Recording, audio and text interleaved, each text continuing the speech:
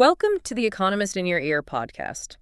As the days grow shorter, many of us feel that familiar winter gloom, that dip in energy and, well, heavier mood. But is the solution to fighting this feeling truly as simple as just flipping a switch?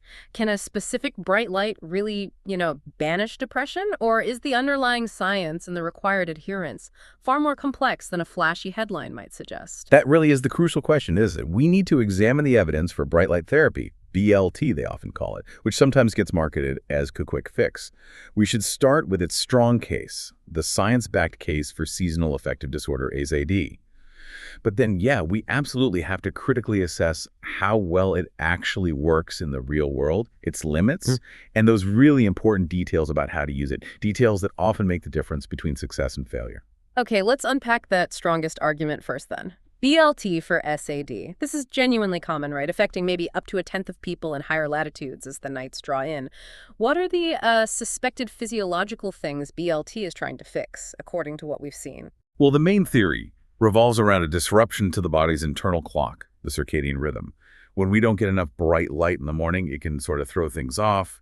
You might see a cascade effect, potentially lower melatonin levels, that's the sleep hormone, which messes up timing, and maybe a drop in serotonin too, that neurotransmitter linked to mood. Basically, the body's missing that bright early signal that says, okay, daytime starts now.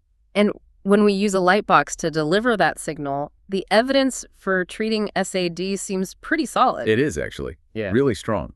BLT is often recommended as a first-line treatment for SAD. We saw, for instance, a recent review of 21 studies led by Tu Ming. It clearly concluded that light therapy can be regarded as an effective treatment for SAD. That puts it right up there with some medications, often with fewer side effects. Yeah, the articles definitely make some optimistic claims. They suggest symptom remission for SAD patients, maybe between 60% and even 90% with daily use. That sounds almost like a guaranteed fix if you just buy a lamp. And that's exactly where we need to pump the brakes a bit, add some nuance. Those numbers are encouraging, sure, but framing it as banishing depression, that might be pushing it. It's probably better to think of it as a tool to, significantly reduce and manage symptoms. That 90% rate, that's likely the absolute best case scenario, probably seen in very controlled trials. Okay. So it works, but manage expectations. It's a management strategy, not necessarily a cure-all for every winter ahead. Exactly. Even bodies like the UK's NHS note that while some studies are really positive, the overall evidence can be a bit mixed.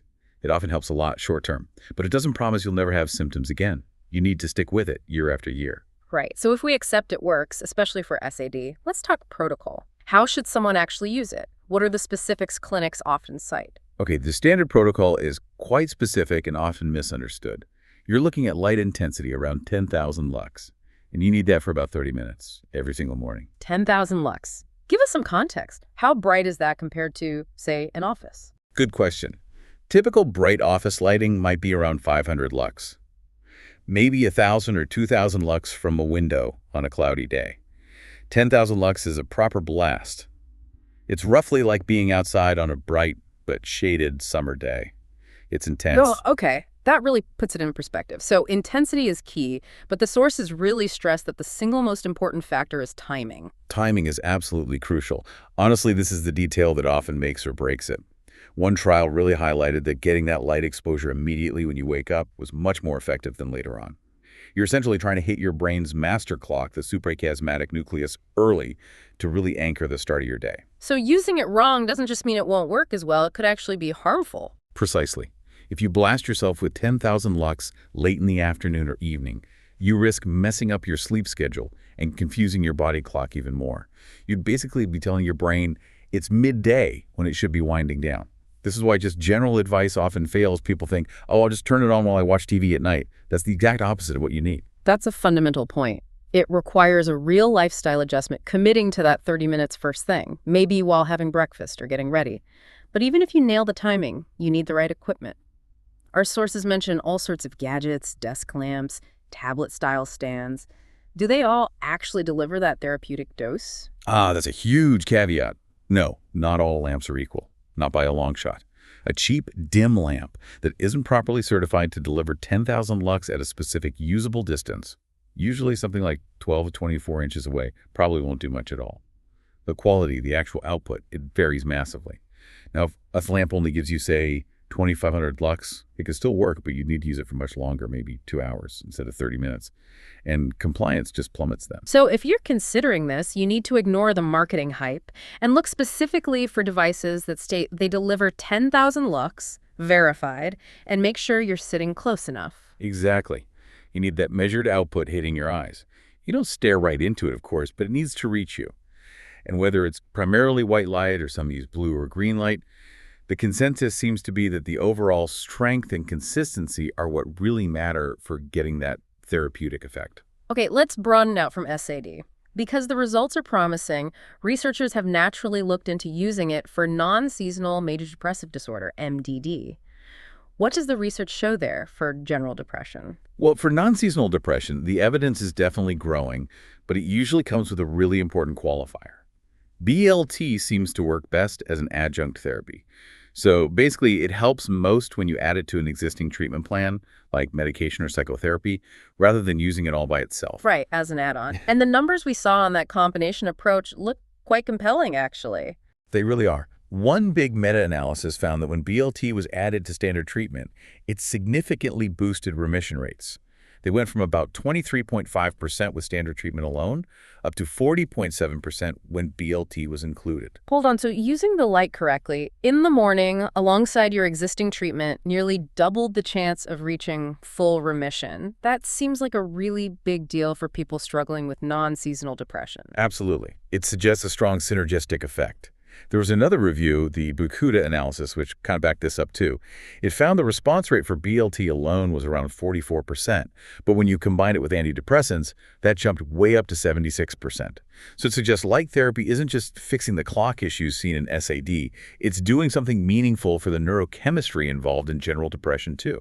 But despite these impressive numbers and clear effectiveness for many, is the why fully understood? Do we actually know exactly how light triggers these positive changes in the brain? That is probably the most fascinating gap in the whole field, really.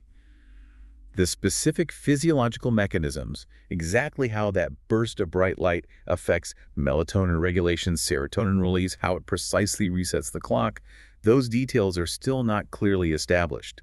We know what it does in terms of results, but the exact how is still being actively researched.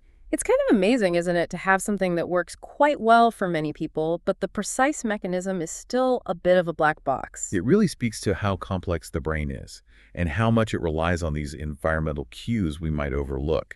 We're operating more on proven effect than full theoretical grasp right now. Okay, let's talk safety then. We've established it's generally low risk, maybe some mild side effects like headaches or eye irritation that usually pass.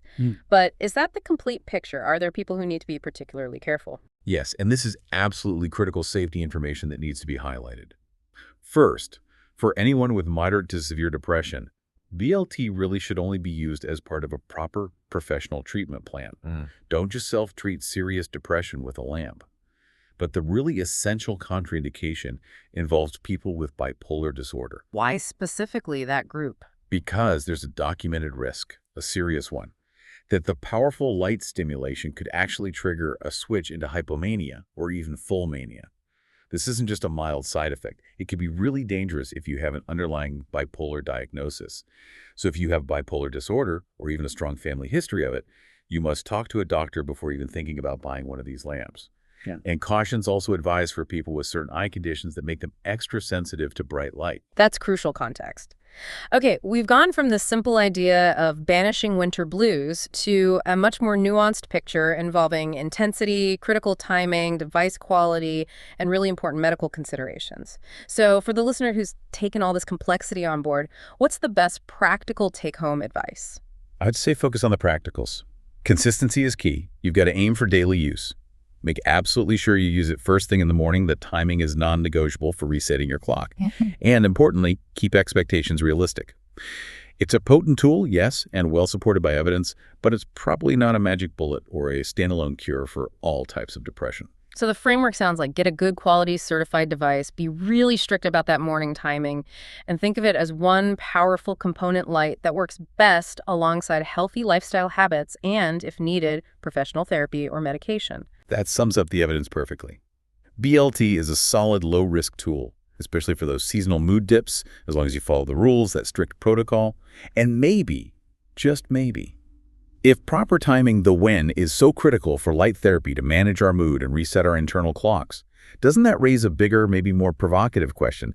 How much do we generally underestimate the power of other strictly timed habits, like when we choose to eat or when we exercise, or even just when we go to sleep and wake up, and actually controlling our overall mental well-being, even beyond just seasonal issues? That's a fascinating question to end on. Thanks for listening. Follow us for daily insights into world affairs, and don't forget to like, comment, and share.